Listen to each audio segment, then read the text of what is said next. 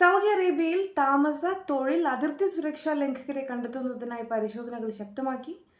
ആഭ്യന്തര മന്ത്രാലയത്തിന്റെ നേതൃത്വത്തിൽ റെസിഡൻസി, തൊഴിൽ, അതിർത്തി സുരക്ഷാ നിയമങ്ങൾ പാലിക്കുന്നുണ്ടെന്ന് ഉറപ്പുവരുത്തുന്നതിനായി രാജ്യവ്യാപകമായി നടത്തിയ പരിശോധനാ ക്യാമ്പയിനുകളിൽ 20,749 നിയമലംഘകർ പിടിയിലായതായി അധികൃതർ അറിയിച്ചിട്ടുണ്ട്. ഫെബ്രുവരി 27 മുതൽ മാർച്ച് 5 വരെ നടത്തിയ പരിശോധനയിലാണ് നിയമങ്ങൾ ലംഘിച്ചവരെ പിടികൂടിയത്. ഇതിൽ 13,871 ലംഘനങ്ങൾ റെസിഡൻസി നിയമവുമായി ബന്ധപ്പെട്ടതാണ്. 3,517 പേരാണ് അതിർത്തി സുരക്ഷാ നിയമങ്ങൾ ലംഘിച്ചതിനും 3,361 പേർ തൊഴിൽ നിയമങ്ങൾ ലംഘിച്ചതിനുമായി അറസ്റ്റിലായത്.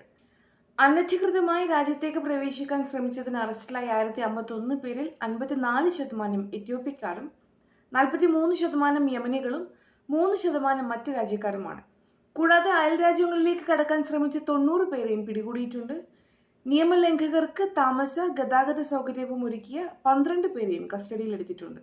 നിലവിൽ 40,173 പ്രവാസികളാണ് നിയമ നടപടികൾക്ക് വിധേയരായിരിക്കുന്നത്. ഇതിൽ 35,862 പുരുഷന്മാരും 4,311 സ്ത്രീകളും ഉൾപ്പെടുന്നു. കസ്റ്റഡിയിലെടുത്തവരിൽ 32,375 നിയമലംഘകർക്ക് ശരിയായ യാത്രാരേഖകൾ ലഭിക്കുന്നതിന് അതത് എംബസികളുമായോ കോൺസുലേറ്റുകളുമായോ ബന്ധപ്പെടാൻ നിർദ്ദേശം നൽകിയിട്ടുണ്ട്. 2,576 പേരെ നാട്ടിലേക്ക് തിരിച്ചയക്കാനുള്ള നടപടികൾ പുരോഗമിക്കുകയാണ്. രാജ്യത്തേക്ക് നിയമവിരുദ്ധമായി പ്രവേശിക്കാൻ സൗകര്യമൊരുക്കുന്നവർക്ക് പരമാവധി 15 വർഷം വരെ തടവും 10 ലക്ഷം റിയാലുമാണ് പിഴ ലഭിക്കുക.